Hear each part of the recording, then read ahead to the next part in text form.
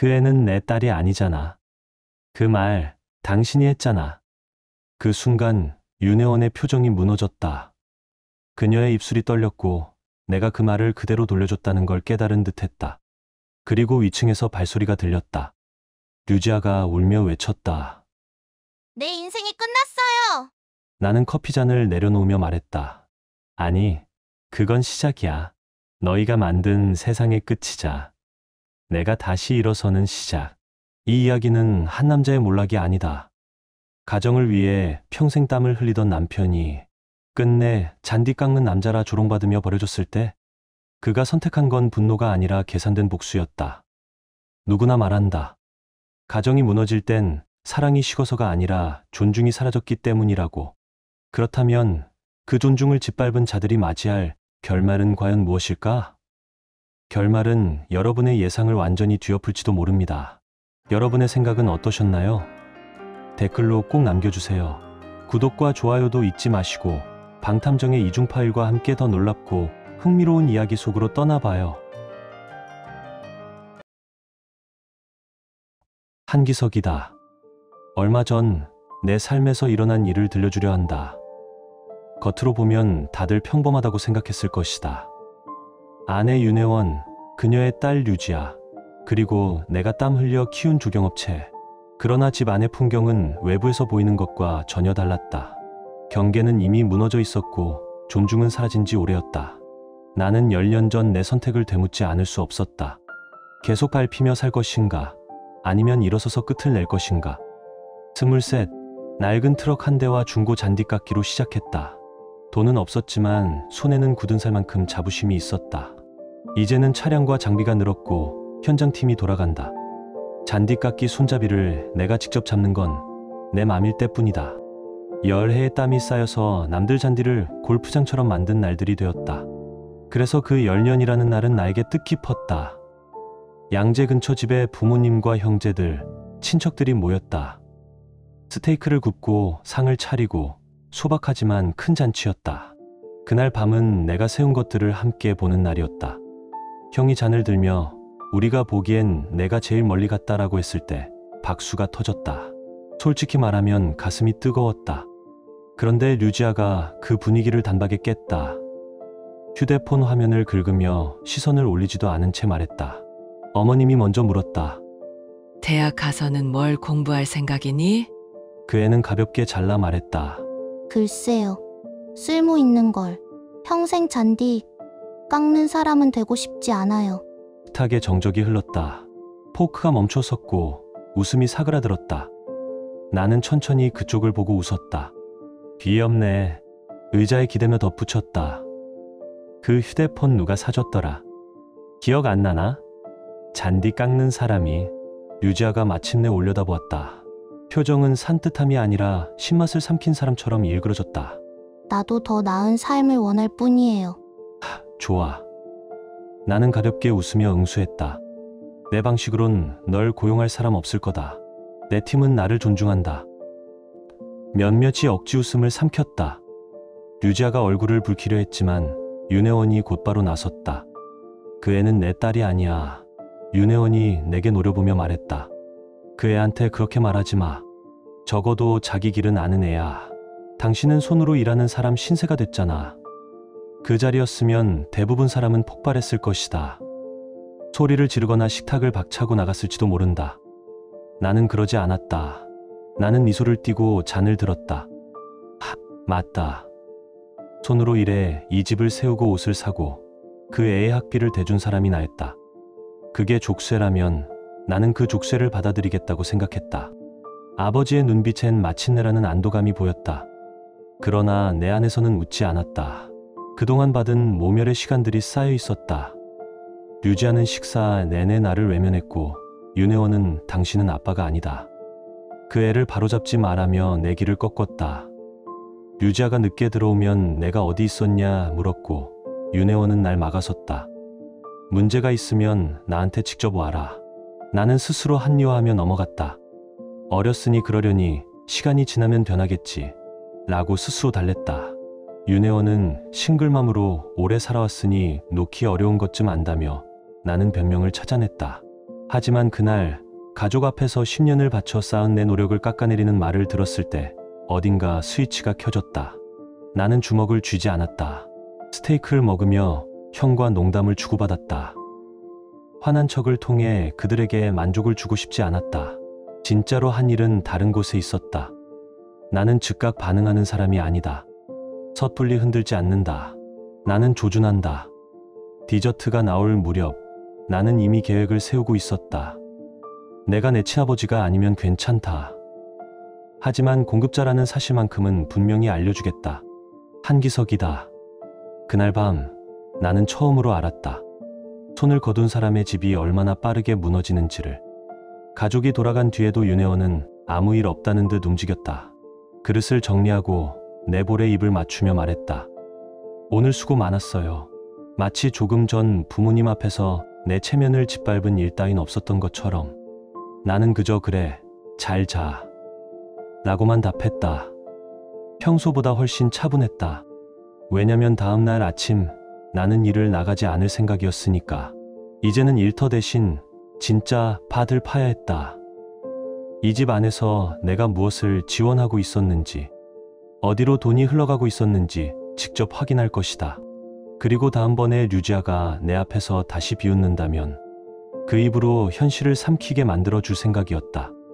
이건 복수가 아니었다. 무대를 세우는 준비였다. 그들이 나를 잔디 깎는 사람이라 부른다면 상관없다. 그 사람이 지갑을 닫으면 세상이 얼마나 어두워지는지만 보여주면 된다. 그날의 모욕은 잠깐이었다. 하지만 내가 세운 무대 위에서 그들은 평생 고개를 들지 못할 것이다. 다음 날 트럭 시동을 걸지 않았다. 현장팀에게도 연락하지 않았다. 하루쯤 일은 나 없이도 돌아간다. 지금 필요한 건 삽이 아니라 증거였다. 책상에 앉아 노트북을 켰다. 은행 사이트에 접속하고 숨을 길게 들이켰다. 만약 내 돈 덕분에 혜원과 그 공주님이 큰 소리쳤던 거라면 그 돈이 어디로 새어나갔는지 직접 봐야 했다. 사업 계좌는 내가 직접 관리했지만 생활비 계좌는 혜원에게 맡긴 지 오래였다. 당신은 일만 하세요. 가게는 내가 알아서 할게요. 그 말을 믿은 내가 어리석었다. 거래 내역을 스크롤했다. 마트, 공과금, 주유비 다 평범했다. 그런데 익숙하지 않은 이름이 눈에 들어왔다. 매주 목요일 오후에 찍힌 정기 결제. 콜라리 서세스 튜터링. 너무 세련된 이름이었다. 류지아가 수학 과외를 받는다고 했던 게 떠올랐다. 하지만 같은 시간대에 모텔 결제가 있었다. 오후 3시 과외, 오후 3시 40분 모텔. 매주 한 번도 빠짐없이. 한기석이다. 숫자들을 바라보던 내 입가에 웃음이 번졌다. 우연이라면 세상은 너무나 친절한 우연으로 가득하다고 말해야 할 것이다. 나는 의자에 기대어 웃음을 삼켰다. 말도 안 되지. 나는 혼잣말처럼 중얼거렸다. 그제서야 선명해졌다. 윤혜원은 과외를 핑계로 남자를 만난 것이었다. 류지아는 모른 척한 것이 아니라 일부러 숨겨준 공범이었다. 장면이 눈앞에 그려졌다. 내가 현장에서 땀범벅이 되어 일할 때 그녀는 딸을 수업에 데려다 준 뒤 모텔로 향하는 장면. 그 남자가 가르친 것은 수학이 아니라 다른 기술이었을 게 뻔했다. 패턴을 보기 시작하자 멈출 수가 없었다.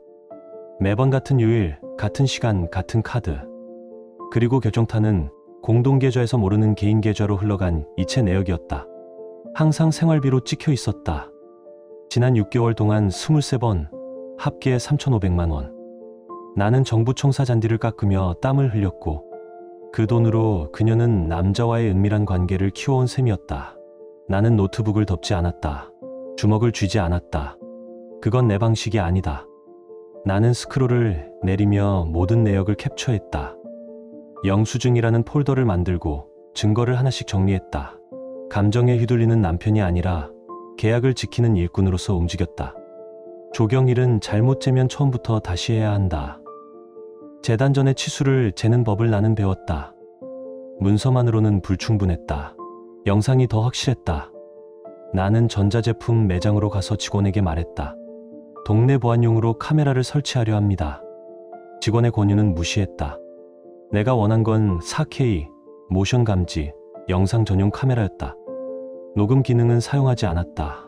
오후가 되자 한 대는 현관 근처에 다른 한 대는 거실 책장 속에 숨겼다.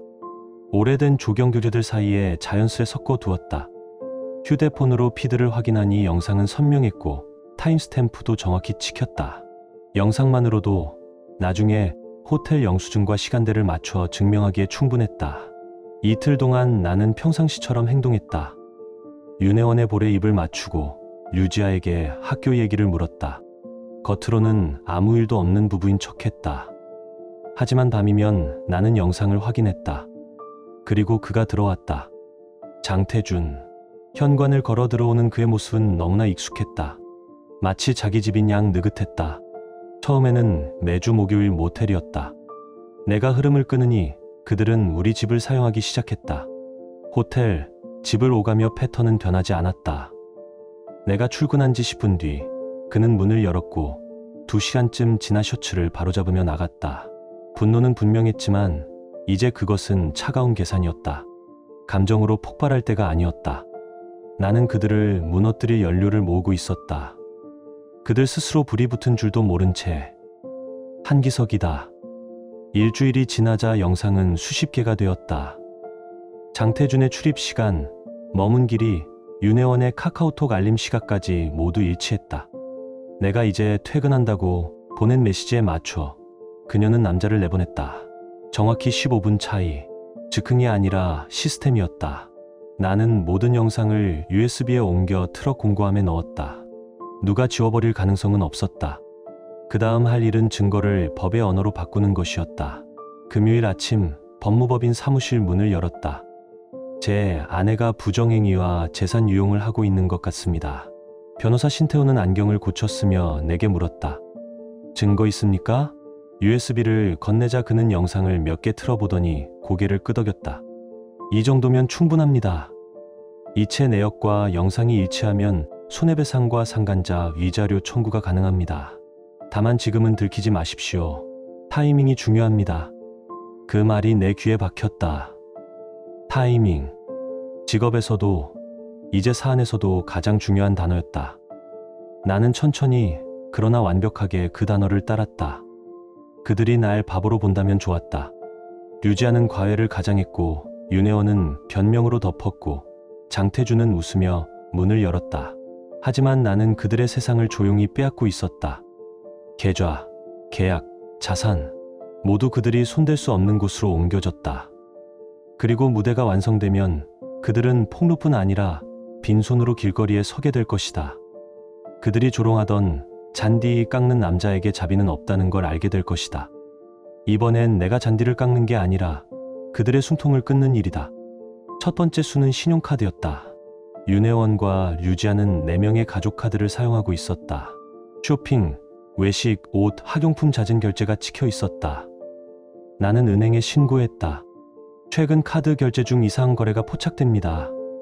부정 사용 의심됩니다. 은행은 카드를 즉시 정지했고 새 카드를 발급하기로 했다. 완벽한 정지였다. 곧바로 윤혜원에게 전화가 왔다. 식당 화장실에서 떨리는 목소리였다. 카드가 결제 거절됐어. 사람들 앞에서 창피했어. 나는 태연히 말했다. 은행에서 이상거래 의심 신고를 해서 조사 중이래. 조사 끝날 때까지 기다려야 한대. 그녀는 얼마나 당황했는지 알 수 있었다. 며칠간 집에는 불평과 불만이 가득했다. 류지아는 친구들과 쇼핑을 못 갔다며 발을 구르고 윤혜원은 전화를 붙들고 한숨을 쉬었다. 나는 그저 같은 말만 했다. 조사 중이라 어쩔 수 없어. 조금 참자. 두 번째 수는 차였다. 류지아가 타던 은색 세단은 서류상 4명이었다. 잔액과 소유권을 확인하고 신뢰하는 중고차 딜러와 거래를 마쳤다. 24시간 안에 차량은 처분되었고 매매 계약서와 영수증은 내 서류로 남았다. 류지아가 소리쳤다. 내 차를 팔았어? 그건 내 거야. 나는 차분히 답했다. 명의가 내게 있고 내가 결제했다. 지금은 여유가 없어. 그녀는 분노했지만 목소리가 떨렸다. 세 번째 수는 등록금이었다. 나는 자동이체를 일시 중단했다. 며칠 뒤 대학에서 등록금 미납 이메일이 왔다. 72시간 내 납부 없을 시 수강 취소라는 통보였다. 류지아는 거의 기절할 듯 달려왔다. 이번 주 안에 안 내면 모두 잘린대요. 나는 냉정하게 말했다. 그럼 알바라도 구해라. 인생 공부가 될 거다. 윤혜원은 와서 호소했지만 나는 같은 말을 반복했다. 은행 조사 중이라니까. 끝나면 정상화될 거야. 부정거래 조사 중이라는 말은 내 최고의 무기였다. 그 말만 던지면 그들의 표정이 흔들렸다. 그 와중에도 나는 재빨리 자산을 옮겼다. 신태호 변호사가 전해준 절차대로 공동계좌의 자금은 내 단독 명의 계좌로 이동했다. 사업 관련 자금은 별도 법인 계좌로 이체했고 계약서도 정비했다. 모든 서류는 법률적으로 문제가 없게 깔끔히 정리되어 있었다. 몇 달 전부터 준비해둔 구조가 이제야 완성된 것이다. 한기석이다. 윤혜원이 계좌를 확인하러 달려왔을 때는 이미 늦었다. 그녀가 닿을 수 있는 돈은 단 한 푼도 남아있지 않았다. 모든 자산은 합법적으로 완벽하게 그리고 되돌릴 수 없게 정리되어 있었다. 윤혜원과 류지아 둘 다 4명의 계좌에서 발급된 가족카드를 쓰고 있었다. 백화점 결제 내역에는 쇼핑, 외식, 옷, 학용품이 줄줄이 찍혀 있었다. 나는 아무 말 없이 로그인했다. 마우스를 몇 번 클릭하고 사용 중지 버튼을 눌렀다. 끝이었다. 하지만 바로 알리지 않았다. 복수는 느리게 자연스럽게 굴러가야 제맛이다. 은행에 전화했다. 최근 카드 결제가 좀 이상하게 잡히네요. 부정 사용일 수도 있을 것 같습니다. 직원이 말했다. 그럼 즉시 정지하고 새 카드를 발급해드리겠습니다. 완벽했다. 그날 밤 윤혜원이 전화를 걸어왔다. 식당 화장실에서 들리는 숨죽인 목소리였다. 카드가 결제 거절됐어. 사람들 앞에서 얼마나 창피했는지 알아? 나는 태연하게 대답했다. 은행에서 부정거래 의심된다고 하더라. 조사 끝날 때까지 기다려야 한대. 얼마나 걸리는데? 몇 주는 걸릴 수도 있대. 절차가 있으니까. 그녀의 짜증 섞인 한숨이 내겐 음악처럼 들렸다. 며칠 동안 집 안은 소란스러웠다. 류지아는 친구들과 쇼핑을 못 간다고 짜증을 냈고 윤혜원은 전화를 붙잡고 한숨만 쉬었다. 나는 한결같이 말했다. 조사 중이라 어쩔 수 없어. 조금만 참자. 두 번째 수. 자동차였다. 류지아가 타던 은색 세단은 서류상 4명이었다. 나는 잔액을 확인하고 알고 지내던 중고차 매매상에게 연락했다. 24시간 뒤 그 차는 깨끗이 팔렸다. 서류도 완벽했다. 류지아가 알았을 땐 이미 늦었다. 내 차를 팔았다고요? 제 건데요. 그녀가 소리쳤다. 나는 냉정하게 말했다. 아니, 내 거야. 내가 돈 내고 내 이름으로 산 차지. 지금 같은 상황에서 사치는 사치일 뿐이야. 이건 학대예요. 나는 피식 웃었다. 학대. 내 돈으로 내가 타고 다닌 게 학대지. 이건 존중을 배우는 과정이야. 그녀는 문을 쾅 닫고 들어갔다. 그날 밤 윤혜원이 물었다. 애한테 너무한 거 아니야? 나는 어깨를 으쓱였다. 그럼 내가 대신 내면 되잖아. 그녀는 아무 말도 하지 못했다. 세 번째 수. 등록금이었다. 이번엔 바로 끊지 않았다. 자동이체만 막았다. 며칠 뒤 대학에서 메일이 왔다. 등록금 미납으로 수강 취소 예정. 류지아는 거의 울다시피 달려왔다. 이번 주 안에 안 내면 다 잘린대요. 나는 눈을 마주치며 말했다. 그럼 아르바이트라도 알아봐. 인생 공부가 될 거야. 그녀는 얼굴이 창백해졌다. 윤혜원이 끼어들었다. 당신 설마 애 학교를 끊을 생각은 아니지? 나는 미소를 지었다. 은행에서 부정거래 조사 중이라잖아. 끝나면 다 정상으로 돌아갈 거야. 한기석이다. 부정거래 조사 중. 이 한 문장은 내 최고의 무기였다. 그 말을 꺼낼 때마다 그들의 얼굴은 폭탄이 터진 듯 일그러졌다. 그 사이 나는 자산을 옮기고 있었다. 신태호 변호사의 조언대로 공동명의 계좌의 자금은 전부 내 단독 명의로 이전됐다. 사업 자금, 투자금, 계약금 하나도 건드릴 수 없게 구조를 다시 짰다. 서류상, 세금상 법적으로 완벽했다. 몇 달 전부터 준비해둔 계획이 마침내 빛을 봤다. 윤혜원이 통장을 확인했을 땐 이미 늦었다. 그녀 손이 닿을 수 있는 돈은 단 한 푼도 남아있지 않았다. 합법적으로 완벽하게 그리고 되돌릴 수 없게 정리되어 있었다. 겉으로 보기엔 나는 은행 문제로 허둥대는 남편이었다. 하지만 실제로는 모든 돈의 문을 하나씩 잠그고 있었다. 더 우스운 건 윤혜원이 여전히 다정한 척을 했다는 거였다. 저녁을 차리고 내 어깨를 주물러 주며 오늘도 고생 많았지 라고 웃었다. 그 미소는 익숙했다. 나는 그 연극에 맞춰줬다. 농담도 하고 술잔도 기울였다. 아무 일 없는 부부처럼. 그럴수록 그녀는 방심했고 그 방심 속에서 스스로 무너져 내리고 있었다. 솔직히 말하자면 그걸 지켜보는 게 묘하게 통쾌했다. 류지아는 요즘 인생이 너무 힘들다며 불평했고 윤혜원은 은행이 왜 이래라며 짜증을 냈다. 둘 다 몰랐다. 그 불편함의 원인이 바로 나라는 걸. 사람은 자신보다 아래라고 믿는 상대 앞에서 본색을 드러낸다. 그게 인간의 오만이다. 그리고 나는 그 오만이 부서지는 소리를 기다리고 있었다. 이번 이야기의 바보는 내가 아니라 폭풍이 다가오는 줄도 모른 그들이었다. 월요일 아침 균열이 시작됐다. 커피를 마시며 이메일을 확인하던 중 류지아가 핸드폰을 움켜쥐고 뛰어들어왔다. 교환학생 프로그램이 중단됐어요. 등록금 잔액이 안 들어왔다고 장학금이 정지됐대요. 72시간 안에 안 내면 자격 박탈이라네요. 나는 천천히 커피잔을 내려놓았다. 은행 조사 아직 안 끝났나 보네. 운이 좀 없네. 그녀의 얼굴이 굳었다. 진심이에요? 이게 제 꿈이었어요. 내가 해야 할 건 집 대출이랑 전기세를 버티는 거야. 내 꿈은 내가 책임져야지. 그녀의 입이 벌어졌다. 나는 덧붙였다. 알바라도 알아봐. 인생 공부라고 생각해. 한기석이다. 그날 오후 류지아의 비명은 예상보다 먼저 왔다. 그녀는 핸드폰을 붙들고 거실로 뛰어들어왔다. 교환학생 프로그램이 중단됐어요. 등록금 잔액이 안 들어왔다고 장학금이 정지됐대요. 나는 커피를 천천히 내려놓고 말했다. 은행 조사 아직 안 끝났나 보네. 운이 좀 없네. 그녀의 얼굴이 창백해졌다. 진심이에요? 이게 제 꿈이었어요. 나는 차갑게 답했다. 내가 해야 할 건 집 대출과 전기세를 버티는 거야. 내 꿈은 내가 책임져야지. 그 말에 그녀는 할 말을 잃었다. 알바라도 알아봐. 인생 공부가 될 거다. 잠시 뒤 윤혜원이 뛰어들어왔다. 그 애의 미래를 망치게 할 거야? 지금까지 얼마나 노력했는데. 나는 그녀의 눈을 똑바로 보며 천천히 말했다. 그 애는 내 딸이 아니잖아. 그 말 당신이 한 거야. 정적이 흘렀다. 윤혜원의 입이 열렸다가 닫히고 또 열렸다. 마치 대사를 잊은 배우처럼 허공을 바라봤다. 그 말 내게 쓰지 마.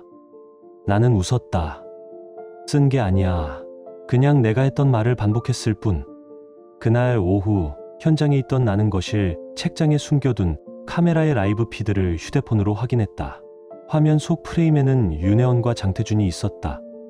녹음은 하지 않았지만 그들의 입모양과 동작은 분명했다. 나는 입모양과 타임스탬프, 카톡 알림을 대조해 상황을 재구성했다. 장태준은 초조한 표정으로 머리를 쓸어 올리는 듯한 입모양을 보였고 화면에는 고지어 윤혜원이 와인을 따르는 장면이 잡혔다. 나는 화면을 멈추고 카톡 대화 캡처를 불러왔다. 그 메시지들이 영상의 상황과 완벽히 맞아떨어졌다. 그 사람은 일밖에 몰라. 사업에 묶여서 절대 떠나지 못할 거야. 윤혜원의 입모양이 그 말을 하고 있는 듯했다.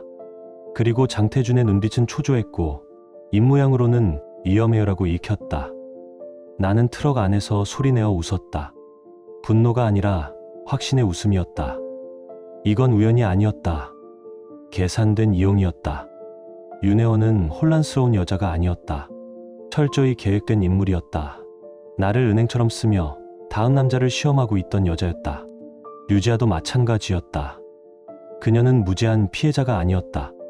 과외라는 이름의 가짜 알리바이. 그건 세 사람이 함께 짜놓은 연극이었다. 그날 밤 영상 속 윤혜원의 미소가 내 앞에서 멈춰섰다. 와인잔을 든 손, 얕은 미소, 그리고 냉수가 배어있는 표정. 내게는 칼날처럼 꽂혔다.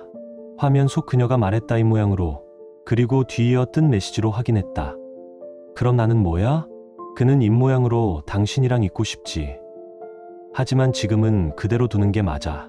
라고 읽혔다. 윤혜원의 입모양은 고지어 그 사람은 경제적으로 안정돼 있어. 그런 건 쉽게 버리는 게 아니야. 로 이어졌다. 그 순간 나는 모든 게 확실해졌다. 그녀의 비웃음이 내 안에서 무언가를 완전히 꺼뜨렸다. 이보다 확실한 동기가 어디 있으랴. 나는 단순한 예비 발전기가 아니었다. 그녀가 자신이라 부르는 가짜 무대를 지탱하는 임시 전원장치였을 뿐이었다. 웃긴 건 그때쯤이면 이미 대부분의 자산이 내 손에 옮겨져 있었다는 사실이다. 그녀가 붙잡고 있던 안전망은 이미 존재하지 않았다. 그날 밤 나는 사무실에서 변호사 신태호와 통화했다. 소송을 제기하면 아내 측에서 더럽게 나올 수 있습니다. 하지만 계좌 이동이 끝났고 증거가 확실하다면 그녀는 당신이 허용한 것 외에는 아무것도 가져가지 못할 겁니다. 그 말은 음악처럼 들렸다. 나는 전화를 끊고 의자에 기대 앉아 숨을 골랐다. 한기석이다. 이제 내 손엔 두 사람을 법정에서 완전히 끝낼 수 있는 증거가 있었다. 계좌이체 내역, 모텔 영수증, 무음 영상 모두 정리돼 있었다. 하지만 나는 더 강한 걸 원했다. 그들이 오해라는 말조차 꺼내지 못할 현행범의 순간이었다. 문제는 장태준이었다. 그는 단순한 불륜남이 아니었다. 기혼자였다.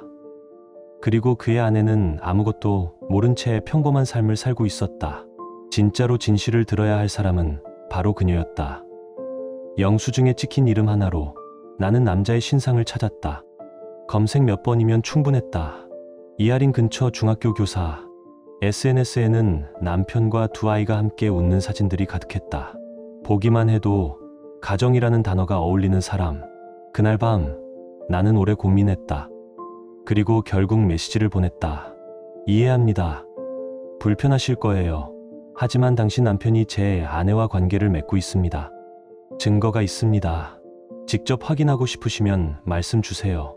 1시간도 지나지 않아 답이 왔다. 누구시죠? 나는 내 이름과 회사, 연락처를 정확히 밝혔다. 조경업체 대표 한기석. 그녀가 확인할 수 있게. 그날은 조용히 지나갔다. 다음 날 오전 새로운 메시지가 도착했다. 만나야겠어요. 직접 보고 싶습니다.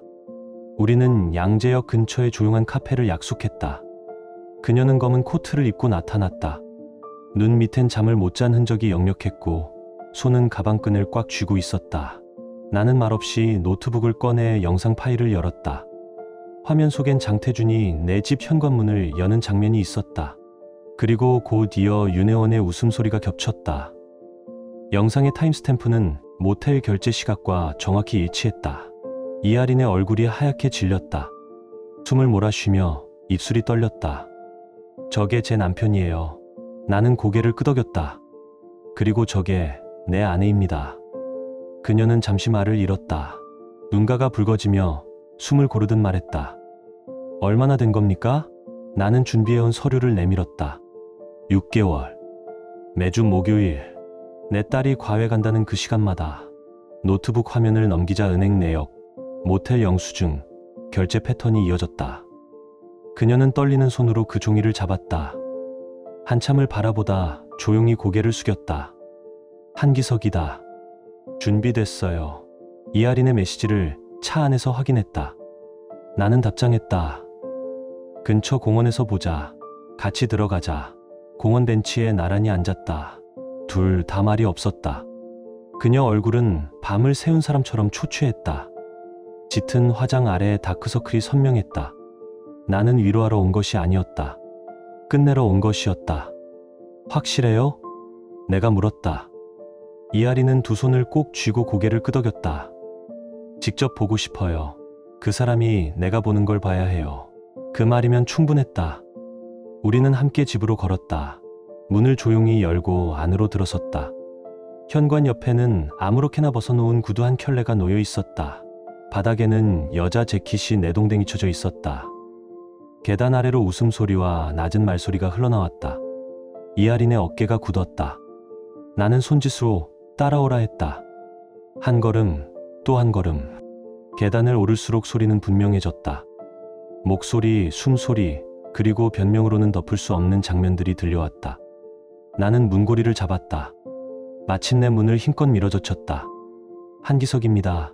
그날의 장면은 아직도 눈을 감으면 선명하다. 내 침대 위 윤혜원과 장태준이 얽혀 있었다. 하얀 시트 위에서 숨을 몰아쉬던 두 사람은 마치 이 집의 주인이 자기들인 듯 느긋했다.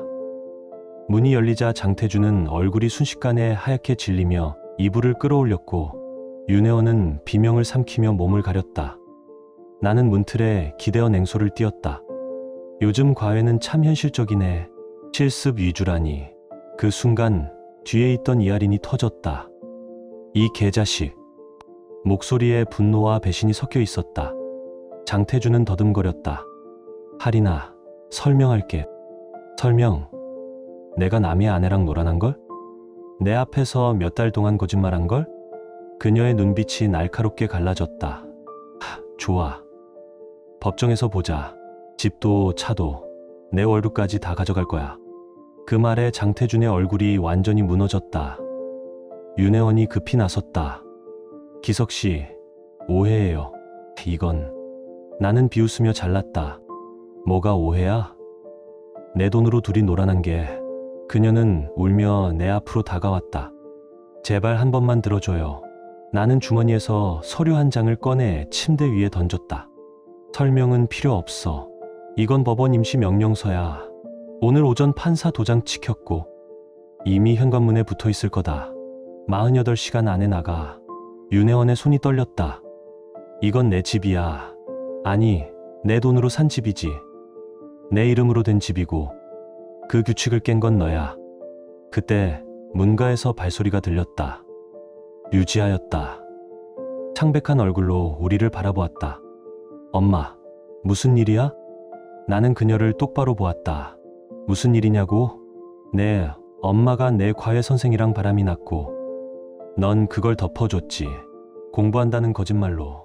그녀는 입을 열었다가 닫았다. 한마디도 못했다. 그 침묵이 모든 걸 말해줬다. 축하한다. 나는 낮고 차가운 목소리로 말했다. 넌 이제 어른이 됐다. 죄를 숨기는 법부터 배웠으니까. 이하리는 이를 악물고 말했다. 변호사한테 바로 전화할 거예요. 그리고 문을 박차고 나갔다. 장태준은 허둥지둥 뒤따랐지만 그녀는 돌아보지 않았다. 윤혜원이 울며 손을 뻗었다. 기석씨, 제발 우리 다시 시작할 수 있어요. 나는 냉소를 띠며 고개를 저었다. 너는 나를 플랜 B로 두고 살았지.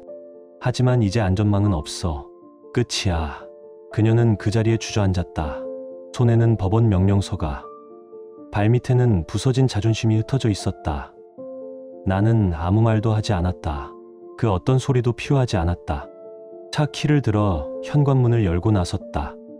법무법인에 도착했을 때 모든 서류는 준비되어 있었다. 서명 한 번으로 끝났다.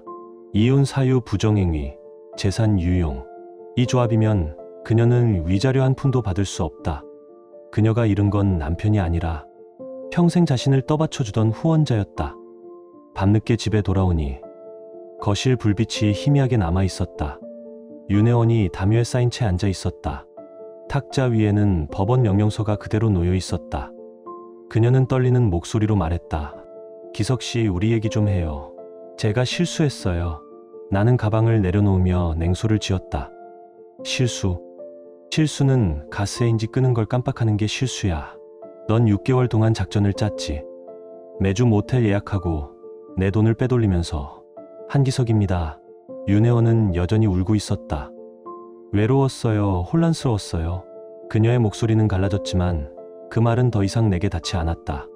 나는 냉소적으로 웃었다. 혼란, 3,500만 원 빼돌릴 땐 안 혼란스러웠잖아.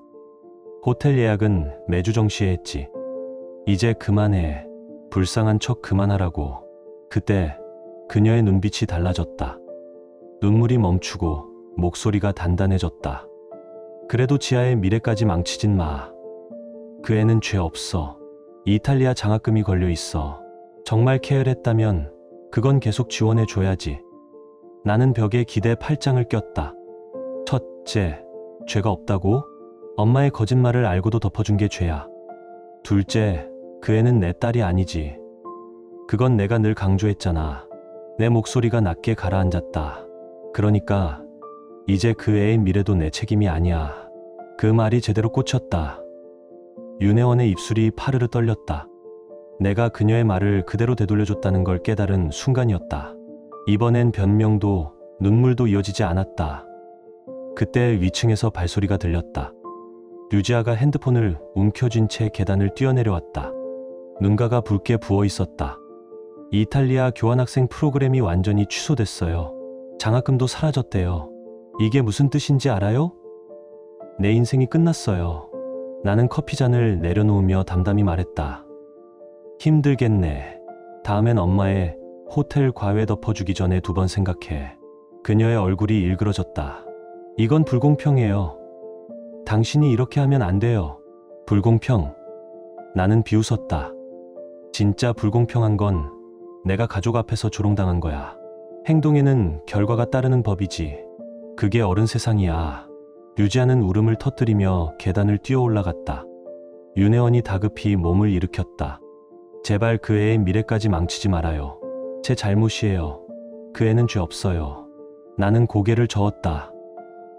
아니, 그 애의 미래는 이미 내가 망쳤어. 남자 만나느라 장학금을 걸었잖아. 그 대가를 치러. 윤혜원은 소파에 주저앉아 다시 울음을 터뜨렸다.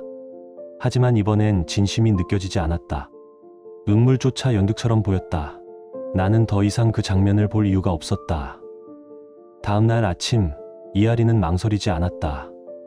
그녀는 곧바로 이혼 소송을 제기했고 그날 오후엔 추가 소송 준비에 들어갔다. 양육비, 재산 분할, 위자료 전부 포함이었다. 그리고 상담 자리에서 내가 준 영상을 변호사에게 그대로 보여줬다고 했다. 그 파장은 순식간이었다. 학교 학부모들 사이에서 소문이 돌았고 교육청 인사팀까지 보고가 올라갔다. 한 달이 채 지나기 전에 모범 교사라던 장태주는 조용히 사직서를 냈다. 그의 인생이 무너져 내리는 모습을 지켜보는 건 묘하게도 통쾌했다. 그는 나 하나만 잃은 게 아니었다. 아내의 집, 명예, 직장 전부 잃었다. 남의 침대에서 모범 수업을 한 대 가였다. 한편 내 집에서도 시간이 다가오고 있었다. 법원 명령서에 적힌 48시간이 끝나갈 무렵 윤혜원과 류지아는 침묵 속에서 짐을 쌌다. 박스 부딪히는 소리, 문 닫는 소리, 울음 섞인 한숨. 그게 그들의 마지막 배경음이었다. 한기석입니다. 거실을 지나갈 때마다 그들은 원망으로 젖은 눈으로 나를 바라봤다. 하지만 이미 모든 게 끝나 있었다. 계좌는 전부 내 단독 명의로 옮겨졌고 모든 차량과 장비, 사업 자산은 회사 명의로 정리되어 있었다. 그녀가 손댈 수 있는 것은 이제 아무것도 남지 않았다. 이제 우린 어디로 가야 해? 윤혜원이 상자를 끌며 물었다. 나는 짧게 대답했다. 그건 내 일이 아니지. 그리고 고개를 돌렸다. 플랜 B 있잖아. 네, 과외 선생한테 가면 되겠네. 그녀의 턱이 굳었지만 아무 말도 하지 못했다.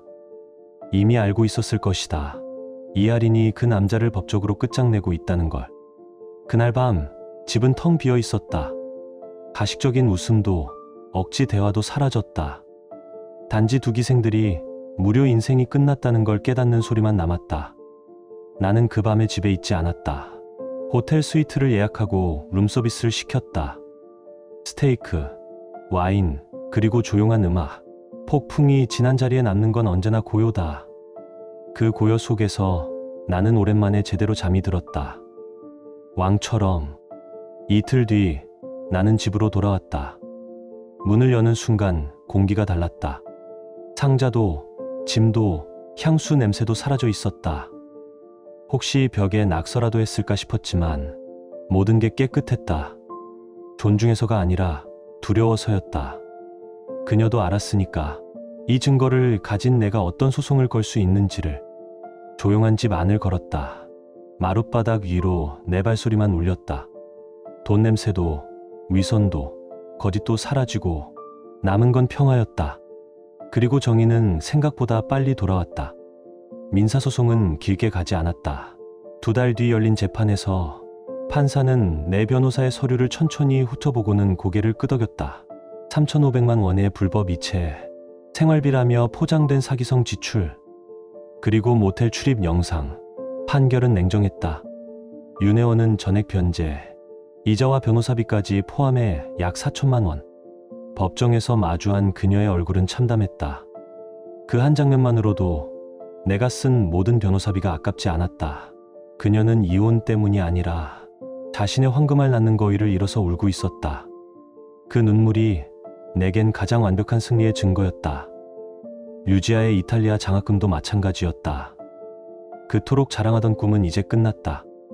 나는 한 푼도 내지 않았다.